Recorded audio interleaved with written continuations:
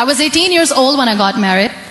I belonged to a very conservative family, a Baloch family, where good daughters never say no to their parents. My father wanted me to get married, and all I said was, if that makes you happy, I will say yes. And of course, it was never a happy marriage. Just about after 2 years of getting married, about 9 years ago, I met a car accident. Somehow my husband fell asleep and the car fell in the ditch.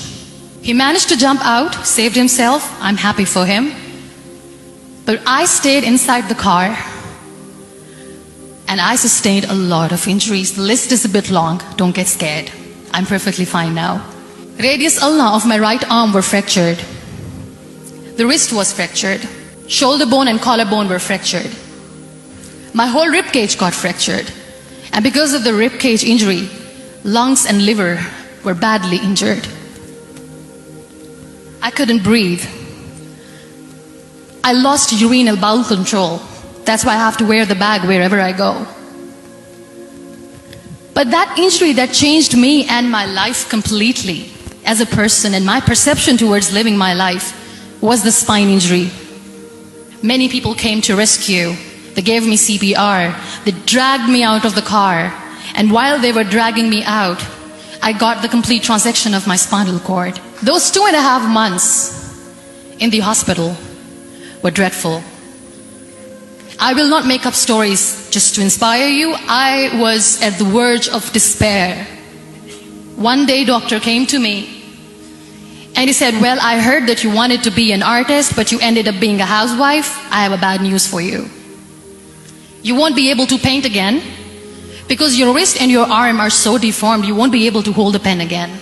And I stayed quiet. Next day, doctor came to me and said, your spine injury is so bad, you won't be able to walk again. I took a deep breath and I said, it's all right. The next day, doctor came to me and said, because of your spine injury and the fixation that you have in your back, you won't be able to give birth to a child again. That day, I was devastated. I still remember, I asked my mother, why me? And that is where I started to question my existence. Why am I even alive? My mother said to me, this too shall pass. God has a greater plan for you. I don't know what it is, but He surely has. And in all that distress and grief, somehow or the other, those words were so magical that they kept me going. I was trying to put that smile on my face all the time, was hiding. It was so hard to hide the pain, which was there. But all I knew was that if I will give up, my mother and my brothers will give up too. I cannot see them crying with me.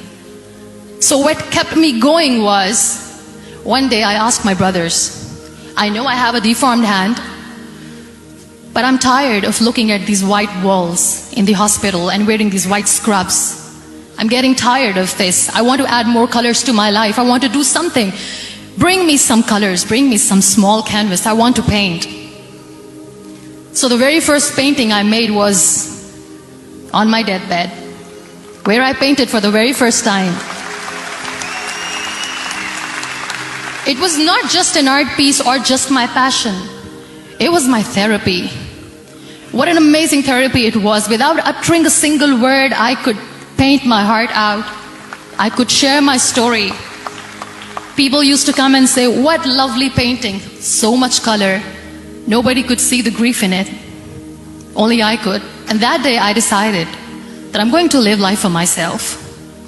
I am not going to be that perfect person for someone. I am just going to take this moment and I will make it perfect for myself. And you know how it all began? That day I decided that I'm going to fight my fears. We all have fears.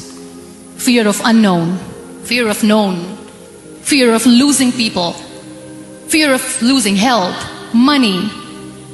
We want to excel in career, we want to become famous, we want to get money. We are scared all the time. So I wrote down one by one all those fears, and I decided that I'm going to overcome these fears one at a time. You know what was my biggest fear? Divorce.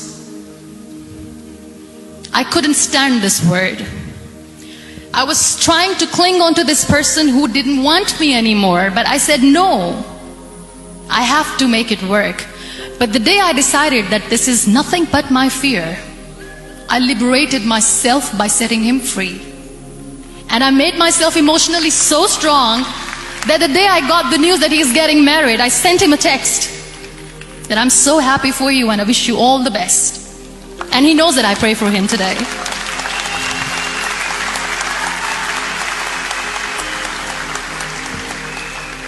My biggest fear, number 2, was I won't be able to be a mother again. And that was quite devastating for me. But then I realized there are so many children in the world, all they want is acceptance. So there is no point of crying, just go and adopt one. And that's what I did.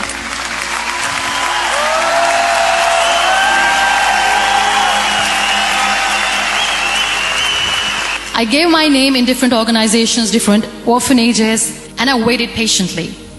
2 years later, I got this call from a very small city in Pakistan. I got a call and they said, "Are you Muniba Mazari? There is a baby boy and would you like to adopt?" And when I say yes, I could literally feel the labor pain. I said, yes, I am going to adopt him. I am coming to take him home.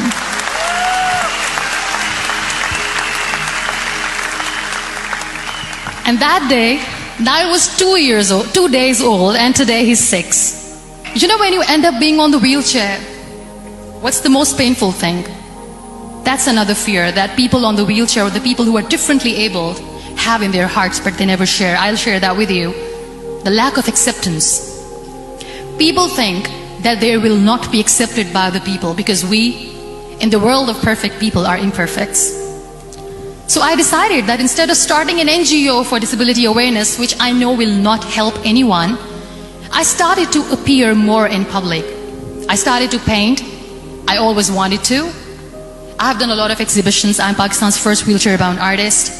I have done a lot of modeling campaigns, different campaigns for brands like Tony and Guy.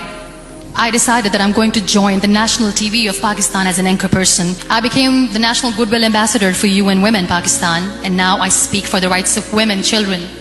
We talk about inclusion, diversity, gender equality, which is a must.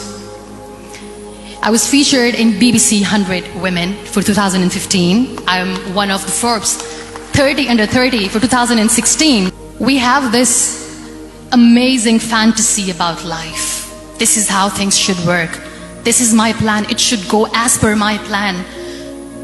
If that doesn't happen, we give up. So my dear friends, let me tell you one thing. I never wanted to be on the wheelchair. Never thought of being on the wheelchair. I was always aspiring to do bigger things, but had no idea that for that I have to pay the price to be where I am today. It's a very heavy price.